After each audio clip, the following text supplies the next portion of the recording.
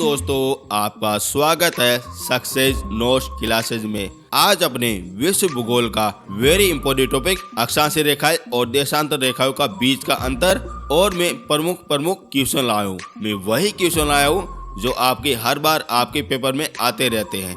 यदि ये आपने वीडियो पूरा देख लिया तब आपका किसी भी प्रकार से कोई भी क्वेश्चन बाहर नहीं जाएगा। यदि आपको पीडीएफ चाहिए तब मैंने आपको नीचे लिंक दे दिया है, आप वहां से डाउनलोड कर भी सकते हो। यदि आप हमारे चैनल में पहली बार आए हो तो चैनल को जरूर से जरूर सब्सक्राइब कर देना, क्योंकि ऐसा कंटेंट आपको यूट्यूब में नहीं मिलने वाला है दोस्तों। अब चलते हैं अपने क्लास की ओर।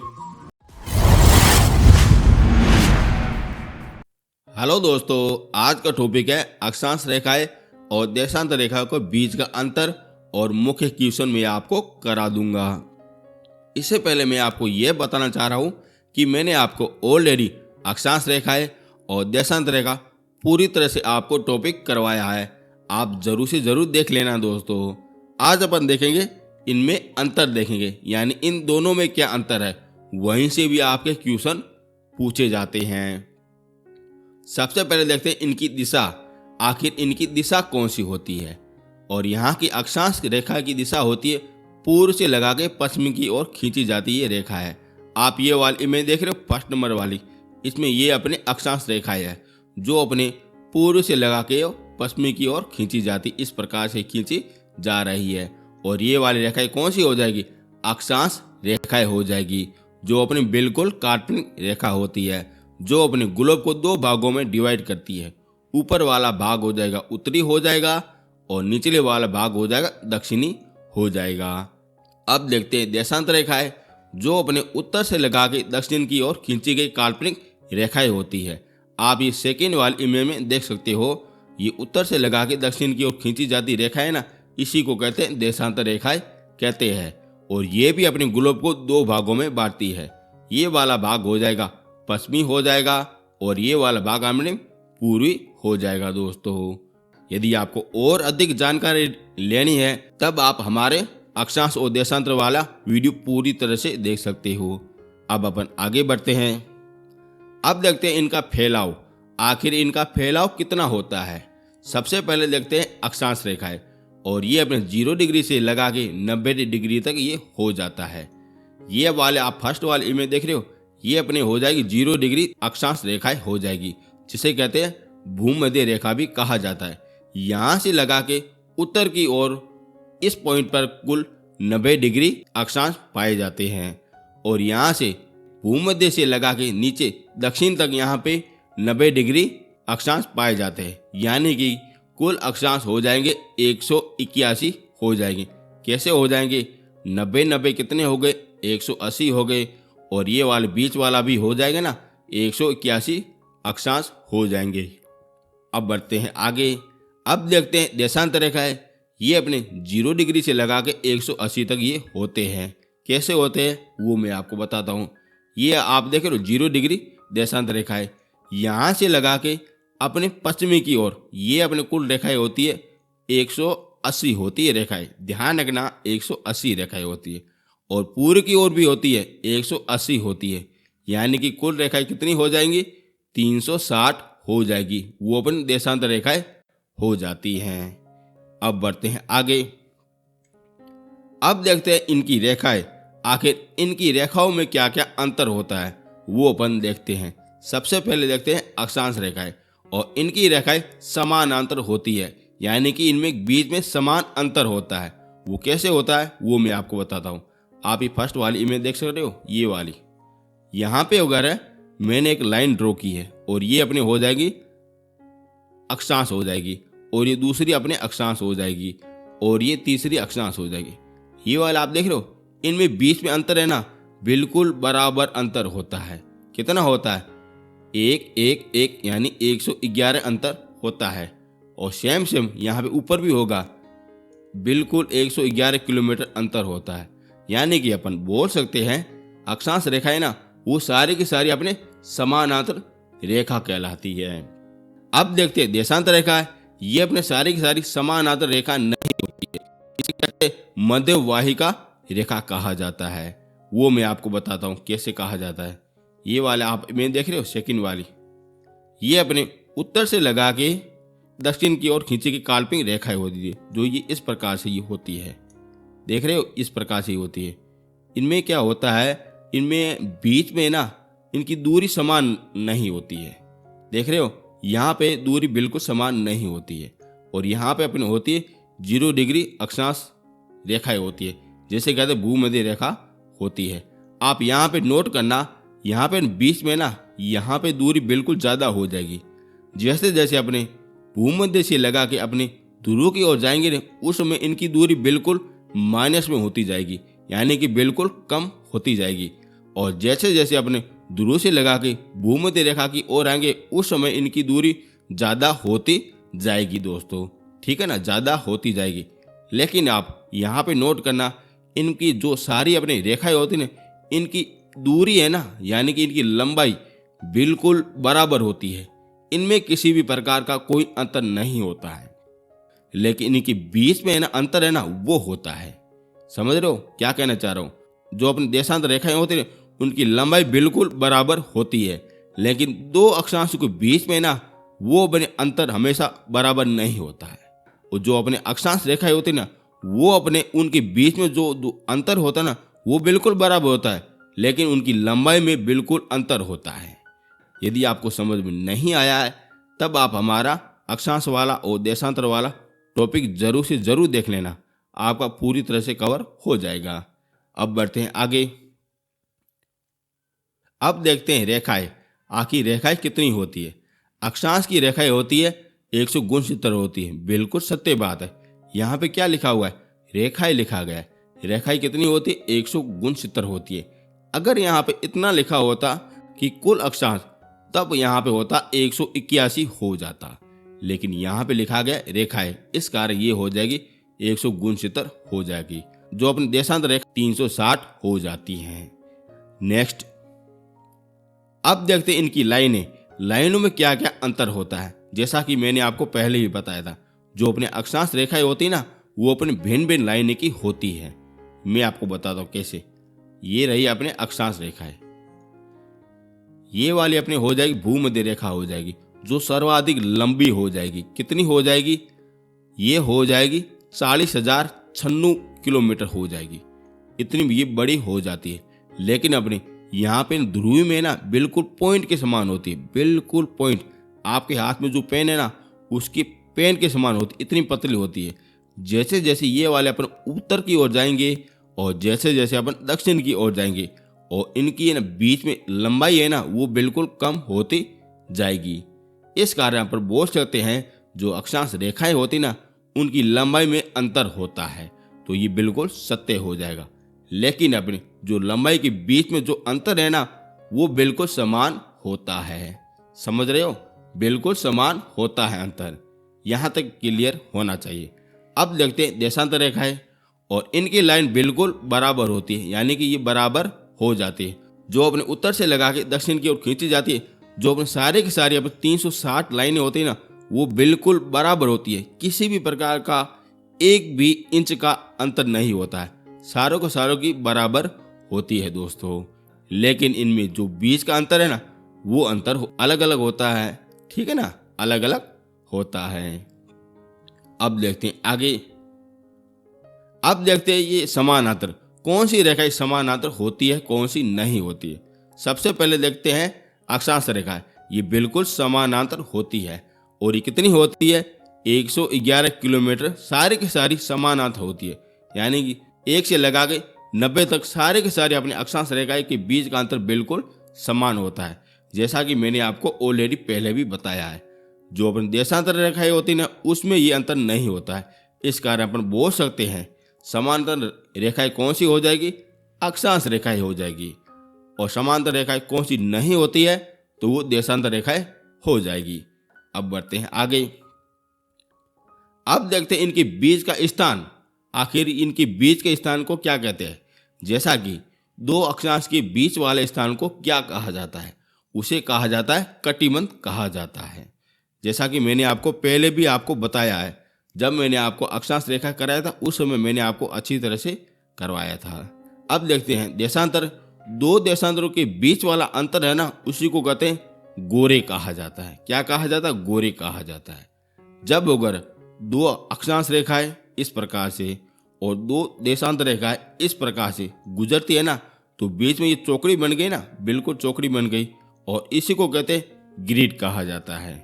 जहाँ पे दोनों गुजरती बीच वाले उसको ग्रिड कहा जाता है, लेकिन दो देशांतरों के बीच वाला अंतर को गोरे कहा जाता है।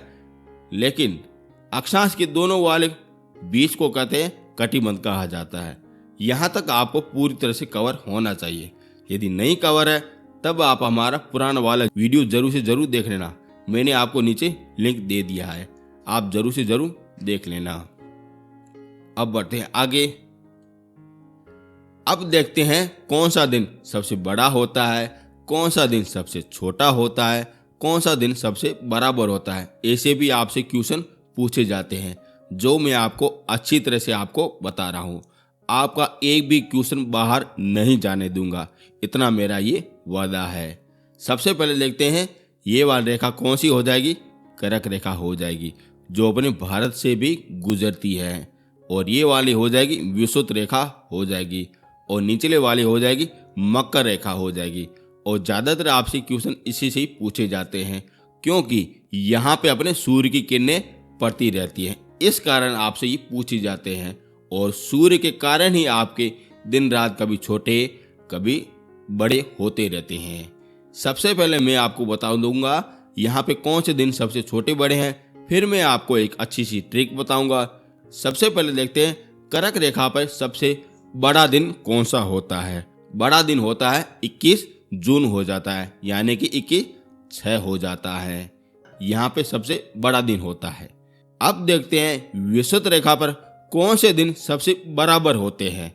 ठीक है, कौन से दिन सबसे बराबर होते हैं, और यह होते हैं 23/9 वाला दिन होता है, और दूसरा होता है 21/3 वाला होता है, यानी कि 21 मार्च वाला।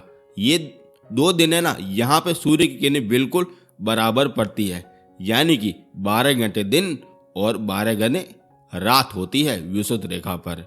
अब देखते हैं मकर रेखा पे, और मकर रेखा पे होते हैं 22/12 होते हैं, यानी कि 22 दिसंबर होता है मकर रेखा पे सर्वाधिक सबसे बड़ा दिन होता है। अब आपसे क्वेश्चन किस प्रकार से पूछे जाते हैं? दो प्रकार से आपसे पूछे जाते हैं, जैसा कि मैं आपसे पूछ रहा हूँ। पहला क्वेश्चन आपसे इस प्रकार से पूछा जाता है कि कर्क रेखा पे सबसे बड़ा दिन कौन सा हो जाएगा। तब आपके सामने ये चारों के चारे ऑप्शन हो गए, तब आपको आंसर क्या देना है? 21 जून देना है। अगर मैं आपसे पूछूं कि कर्क रेखा पे सबसे छोटा दिन कौन सा हो जाएगा, तब आपका आंसर क्या हो जाएगा? बताइए क्या होगा। और ये चारों के चारों ऑप्शन आपके सामने पड़े हैं, बताइए क्या होगा। एक बार जरूर से जरूर सोचिए, फिर मैं आपको बताता हूं।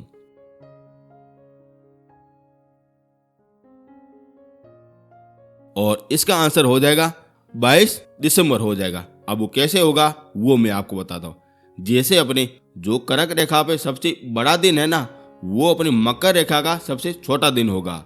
जो अपनी मकर रेखा का सबसे बड़ा दिन है ना, जो अपने कर्क रेखा का सबसे छोटा दिन होता है। इस प्रकार से आपसे दो क्वेश्चन पूछे जाते हैं। अब इसका आंसर क्या हो जाएगा? 22 दिसंबर हो जाएगा।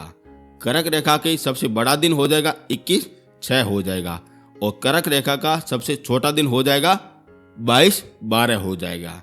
वैसे अपने मकर रेखा से आपसे पूछा जाता है कि मकर रेखा पर सर्वाधिक सबसे बड़ा दिन कौन सा होता है, तब आपका आंसर क्लियर होना चाहिए, 22/12 हो जाता है, यानी कि 22 दिसंबर हो जाता है। और अगर सबसे छोटा दिन पूछे वो भी अपनी मकर रेखा पे, तब क्या होगा? 21 जून हो जाएगा। ये दोनों के दोनों पॉइंट आपको अच्छी तरह से समझ में आ गए।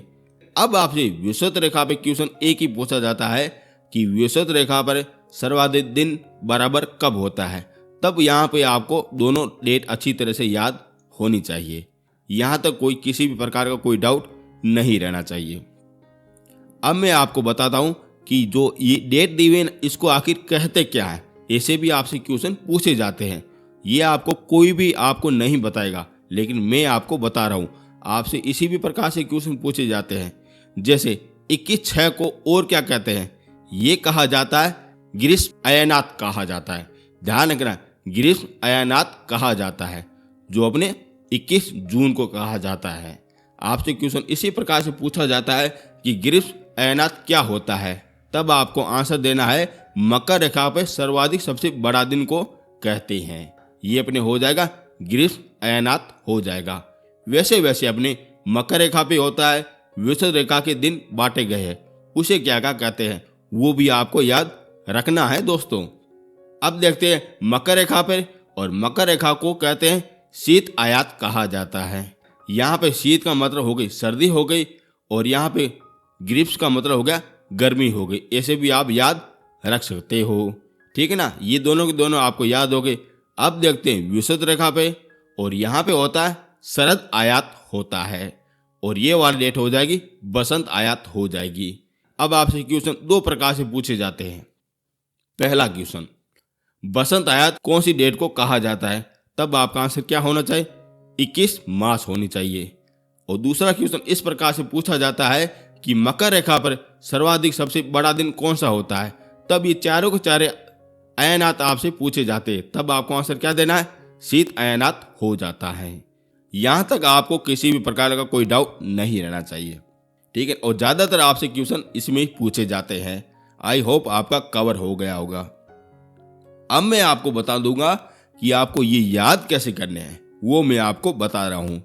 उससे पहले मैं आपको यह कहना चाह रहा हूं, यदि आप हमारे चैनल में पहली बार आए हो तो चैनल को जरूर से जरूर सब्सक्राइब कर देना, और प्लीज 10 या 20 लोगों को जरूर से जरूर शेयर कर देना, क्योंकि इन चैनल का अभी ग्रो होना बाकी है, जो केवल आपके ही हाथों में है।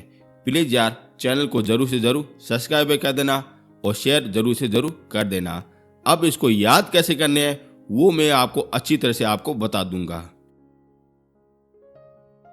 अब मैं आपको बता दूंगा कि आपको आखिर याद कैसे करना है।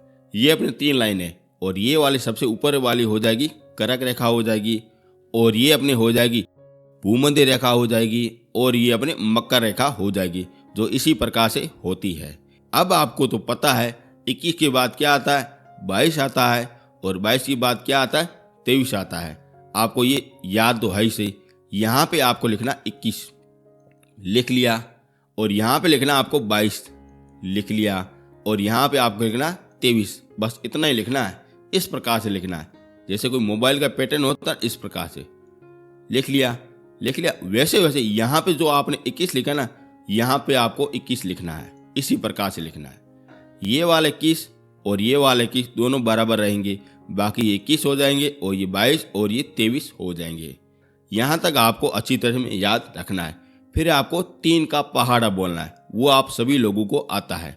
जैसे यहाँ पे मैंने 3 लिख लिया, और 3 के बाद क्या आता है 6 आता ना, उसके बाद क्या आता है 9 आता है, और फिर उसके बाद में 12 आता है। यानी कि 3 का पहाड़ा 4 बार आपको बोलना है। बस हो गई, आपके सामने ये ट्रिक तैयार हो गई। इतना ही तो याद रखना है। कैसा लगी ये ट्रिक जरूर से जरूर आप बताना, क्योंकि ऐसी ट्रिक आपको यूट्यूब में कोई भी नहीं बताएगा, और ये मैंने खुद ने उगर इजाद की है। आई होप आपको अच्छी भी लगी होगी। यहाँ पे आप चीज़ एक नोट करना, यहाँ पे हर डेट के पीछे ना 3 महीने का अंतर है। आखिर ये क्यों अंतर है वो आपको पता है? यदि आप भूगोल के स्टूडेंट हो तब आपको अच्छी तरह से पता होना चाहिए आखिर ये क्यों है। आखिर ये दिन रात सबसे बड़े और छोटे कभी बराबर क्यों होते हैं, ऐसा आप लोगों को पता है? यदि आपको पता है तो ज़रूर से ज़रूर कमेंट बॉक्स में ज़रूर से ज़रूर कर देना वगैरह। यदि आप कहोगे तो मैं एक अच्छा सा एक वीडियो बता दूंगा, जिसमें वगैरह आपको सब कुछ बता दूंगा कि कौन सा दिन कब बड़ा होता है, कौन सा दिन कब छोटा होता है, आखिर क्यों होता है, कैसे हुई अपने सूरज की किरणें कभी लंबी पड़ती है कभी छोटी पड़ती हैं। ऐसा मैं आपको सब कुछ बता दूंगा यदि आप चाहो तो। एक मैं आपको चीज़ और भी बता देता हूँ। आपने चीज़ नोट की 21 हो गई, ये 22 तारीख हो गई और ये 23 तारीख हो गई। इनमें सिर्फ एक का अंतर है, एक का अंतर है। और ये कौन सी डेट के कारण होता है? ये अपने होता है 29 फरवरी डेट है ना, उसके कारण ये अंतर होता है। बड़ा डीपली है, 29 फरवरी के कारण ये होता है। और 29 फरवरी अपनी क्यों बनती है? ये अपने 23.5 डिग्री अपने जो पृथ्वी झुकी हुई है ना, इसके कारण ये बनती है 29 फरवरी। और इसी के कारण ये अपने सारी ऋतु वगैरह सारी बनती है, जो आपको अच्छी तरह से नॉलेज होना चाहिए। हालांकि ये थोड़ा डीप मैटर है, आपके इतना नहीं पूछा जाएगा, लेकिन इतनी तो जानकारी होनी चाहिए दोस्तों। और इसी के साथ मैंने आपको देशांतर रेखाएं और अक्षांश रेखाएं पूरी तरह से करवाया। आपका एक भी क्वेश्चन बाहर नहीं जाएगा। यदि आप साथ साथ में नोट्स बना रहे हो तब आप वेल ओके हो, किसी भी प्रकार का कोई भी क्वेश्चन बाहर नहीं जाएगा। यदि आपको हमारी पीडीएफ चाहिए तब मैंने आपको नीचे लिंक दे दिया है, आप वहां से डाउनलोड कर भी सकते हो।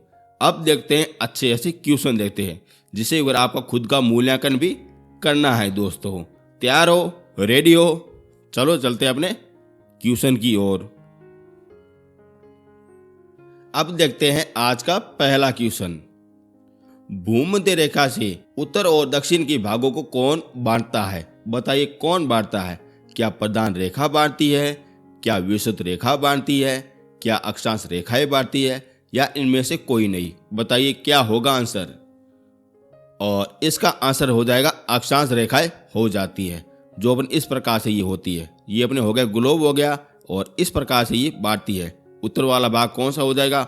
उत्तरी अक्षांश हो जाएगा, और निचली वाला भाग हो जाएगा दक्षिणी अक्षांश हो जाएगा। जो कौन बांट रही है? अपने अक्षांश रेखाएं बांट रही है। Next question. निम्नलिखित में से कौन सा वृत्त वर्त का उदाहरण मिलता है? यानी कि ग्रेट सर्किल कौन सा हो जाएगा? कर्क रेखा हो जाएगा, मकर रेखा हो जाएगा, या भूमध्य रेखा हो जाएगी, या आर्कटिक रेखा हो जाएगी? बताइए क्या होगा आंसर। आपको ये सभी लोगों को ये आंसर आना चाहिए, क्योंकि मैंने आपको ऑलरेडी ये आपको अच्छी तरह से करवाया है। यदि नहीं आ रहा है तब आप कहीं ना कहीं कुछ चूक कर रहे हो। और इसका आंसर हो जाएगा भूमध्य हो जाएगा दोस्तों। और आज का नेक्स्ट क्वेश्चन। भारत की मानक समय रेखा निम्नलिखित में किन स्थान से होके गुजरती है? बताइए जो भारत की समय रेखा है ना 42.5 डिग्री वाली, जो अपने कहाँ से होके गुजरती है? बताइए कहाँ से होके गुजरती है? लखनऊ हो से गुजरती है, कानपुर हो से गुजरती है, या इलाहाबाद से होके गुजरती है, या उज्जैन से होके गुजरती है? बताइए क्या होगा आंसर। और इसका आंसर आपको सही सही देना है, क्योंकि आप अपने कहाँ से हो? भारत से निवासी हो। आपको सही से आंसर देना भी चाहिए। और इसका आंसर हो जाएगा इलाहाबाद हो जाएगा दोस्तों।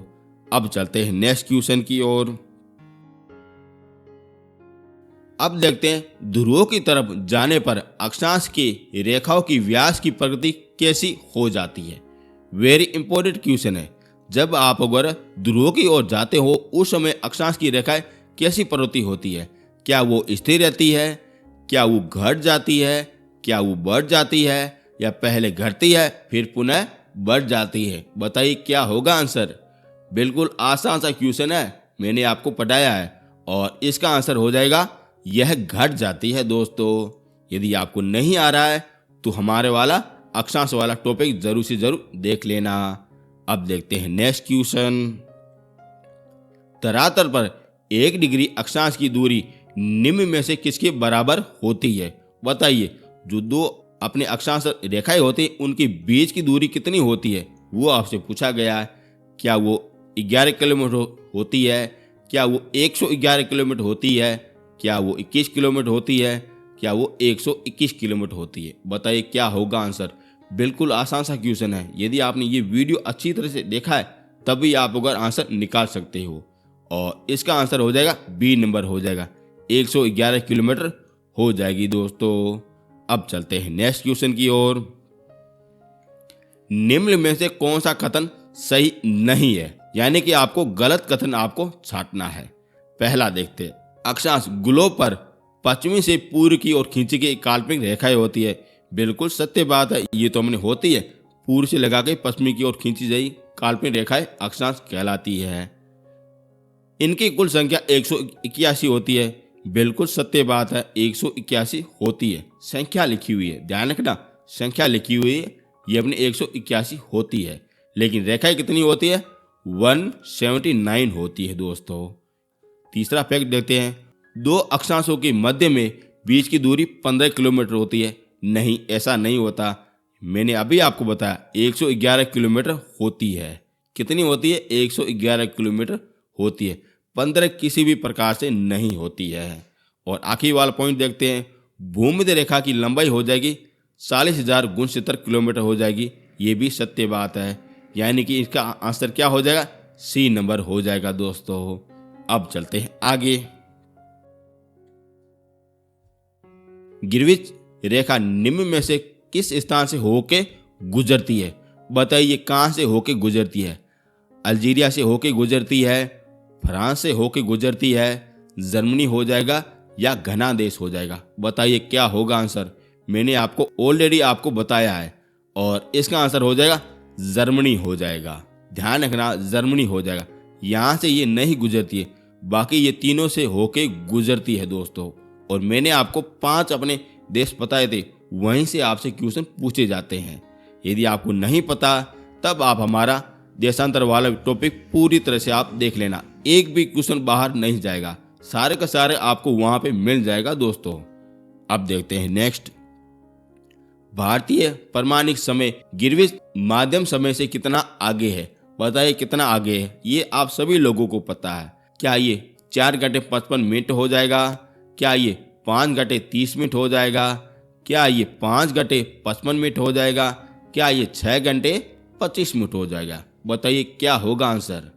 और इसका आंसर बिल्कुल आसान सा क्वेश्चन है और इसका आंसर हो जाएगा ब हो जाएगा, यानी 5.5 घंटे वो आगे होती है। अब वो क्यों होता है वैसा भी मैंने आपको बताया है, क्योंकि वो अपने भारत अपने पूर्व दिशा की ओर है, इस कारण वो आगे है। यदि वो पश्चिमी दिशा की ओर होता तब वो 5.5 घंटे पीछे हो जाता। ध्यान रखना, वो पीछे हो जाए, लेकिन अपने प्यारा सा भारत देश कहाँ है, पूर्व दिशा की ओर है, इस कारण वो आगे हो जाएगा दोस्तों। ठीक है ना, ऐसा सब कुछ मैंने आपको देशांतर रेखा में सब कुछ करवाया है, आप जरूर से जरूर देख लेना। नेक्स्ट, 2 देशांतरों के मध्य में कितने समय का अंतराल होता है? बताइए कितना अंतराल होता है। ध्यान रखना, अगर आपसे अक्षांश के बारे में पूछा जाए तो हमेशा वो किलोमीटर के माध्यम से आपसे पूछा जाता है, जो कितना होता है 111 किलोमीटर हो जाता है।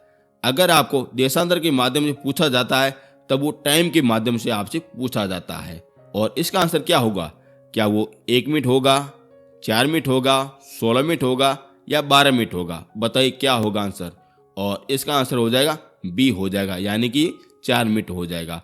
जब एक अक्षांश अगर यहाँ से वो दूसरे अक्षांश की ओर जाता है जब 4 मिनट का समय लगता है।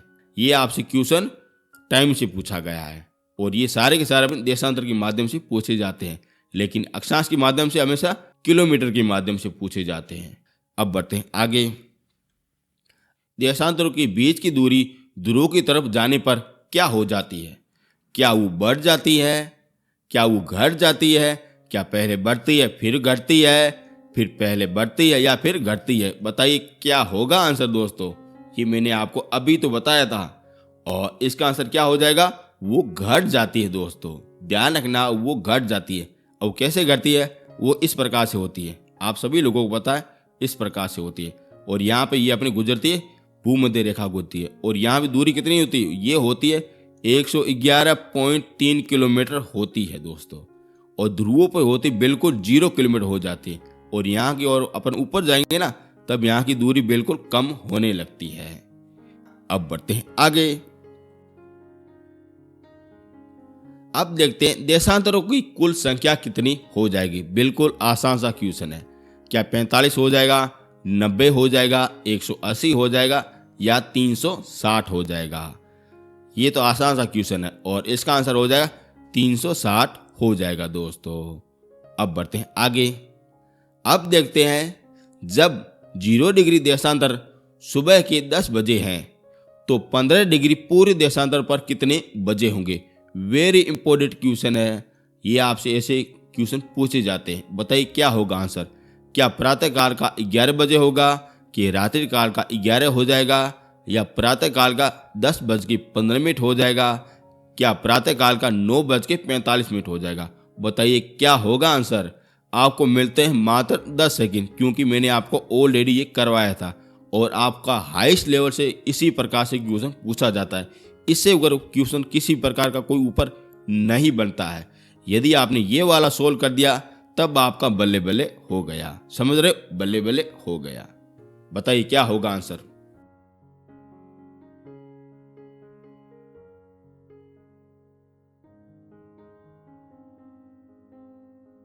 टाइम ओवर दोस्तों, और इसका आंसर हो जाएगा 11 बजे हो जाएगा। 11 बजे कैसे होगा? क्योंकि ये पूर्व दिशा की ओर है, यानी कि ये प्लस की तरफ हो जाएगा और सुबह की बजे है और ये ए नंबर उत्तर हो जाएगा, यानी प्रातः काल का 11 बजे हो जाएगा दोस्तों। अब वो कैसे होगा वो मैंने आपको ऑलरेडी जब देशांतर रेखाएं कर रहे थे उस समय मैंने आपको अच्छी तरह से समझाया भी था। आप जरूर से जरूर देख लेना। अब बढ़ते हैं आगे। अब देखते हैं निम्न में से कौन सा कथन असत्य कथन है। इनको छांटना है। बताइए कौन सा कथन असत्य है। पहला देखते हैं, गुलों पर अक्षांश समानांतर वर्त के समान प्रतीत होती है। बिल्कुल सही बात है, क्योंकि यहाँ पे दूरी होती है ना वो सालों की बराबर होती है। और कितनी होती है? 111 किलोमीटर होती है, यानी कि ये वाला पॉइंट बिल्कुल सत्य हो जाएगा। दोनों अक्षांशों के बीच की दूरी 111 किलोमीटर होती है, ये भी बिल्कुल सत्य बात है, होती है।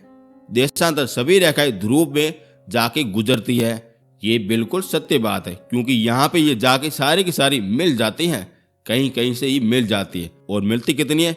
360 अपनी रेखाएं मिल जाती है, यानी कि ये सी भी सत्य हो जाएगा।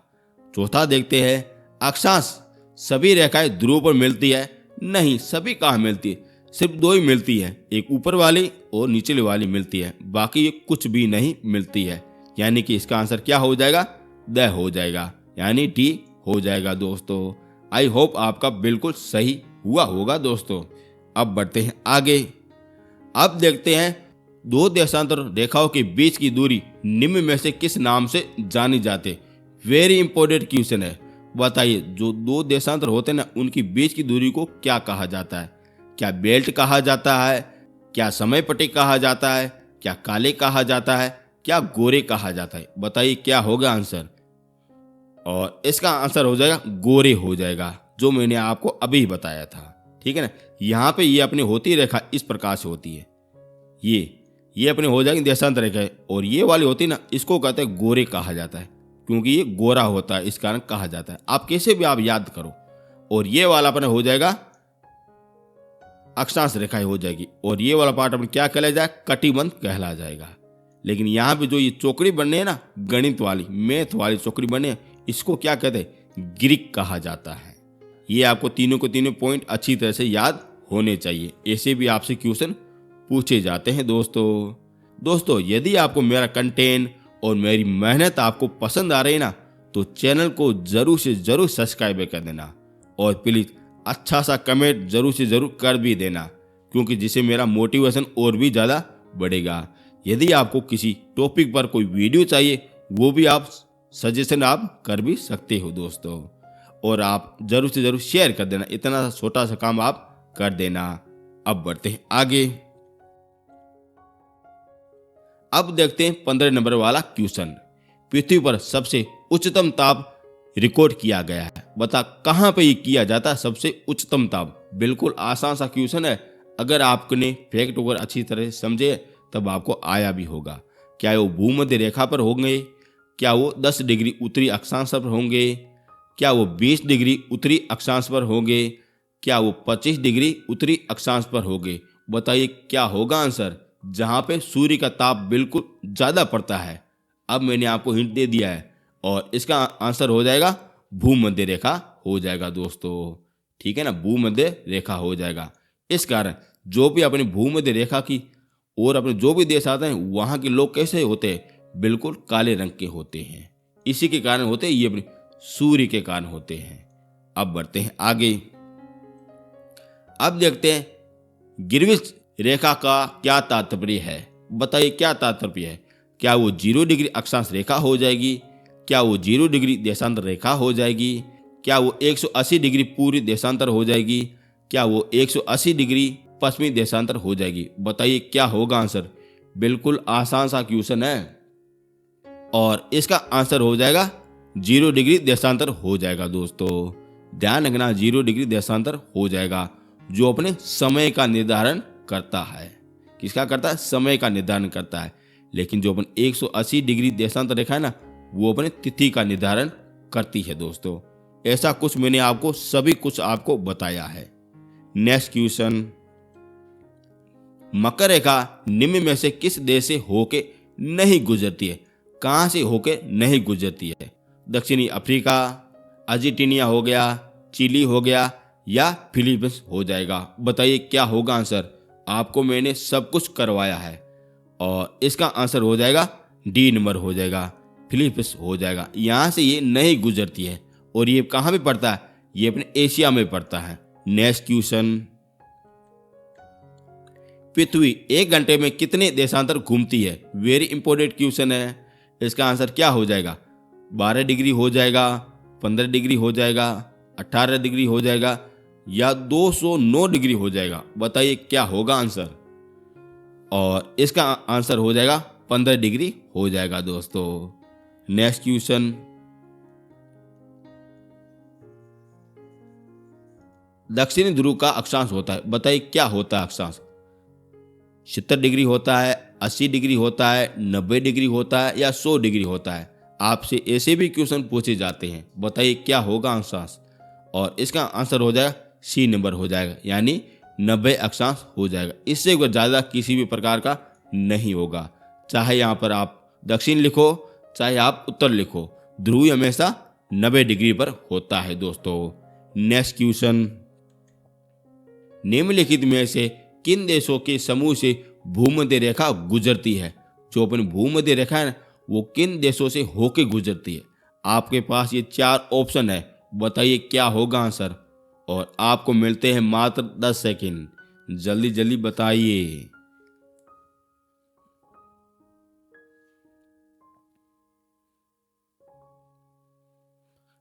टाइम ओवर दोस्तों। और इसका आंसर हो जाएगा सी नंबर हो जाएगा।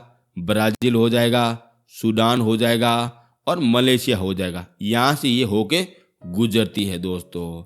और ये रहा आज का अंतिम क्वेश्चन, कर्क रेखा कहाँ से होके नहीं गुजरती है? बताइए। ये आपके सामने 4 देश है और इसका आंसर आपको कमेंट बॉक्स में जरूर से जरूर देना है दोस्तों। जरूर से जरूर देना, जिससे मेरा क्या होगा? मोटिवेशन होगा, जिससे मैं और भी अच्छे अच्छे वीडियो लाऊंगा दोस्तों। ये आपको जरूर से जरूर लिखना और साथ साथ में यही भी लिखना कि ये आपको वीडियो कैसा लगा है। जरूर से जरूर लिखना। और यदि आपको हमारे अक्षांश वाला टॉपिक देखना है तो ये रहा, आप आराम से देख सकते हो। और ये अपने देशांतर वाला हो जाएगा, ये भी आप देख सकते हो। और ये अपने हो गए सारे क्वेश्चन के आंसर हो गए, जो आप अगर जब PDF डाउनलोड करेंगे ना, उसके साथ में आपको सब कुछ मिल जाएगा दोस्तों। और वैसे भी मैंने आपको नीचे लिंक दे दिया है, आप वहाँ से डाउनलोड कर भी सकते हो। अब आपको बताना है कि ये आपको ये चैनल कैसा लगा। अच्छा लगा हो तो चैनल को जरूर से जरूर सब्सक्राइब कर देना और प्लीज़ 10 लोगों के साथ जरूर से जरूर शेयर कर देना। 10 क्या 20, 30, 50, 100 कहीं पे भी जितने भी कर सकते हो उन पे करना जरूर, पर इतना छोटा सा काम आप मेरा कर देना। अब मिलेंगे नेक्स्ट वीडियो में। थैंक यू सो मच दोस्तों।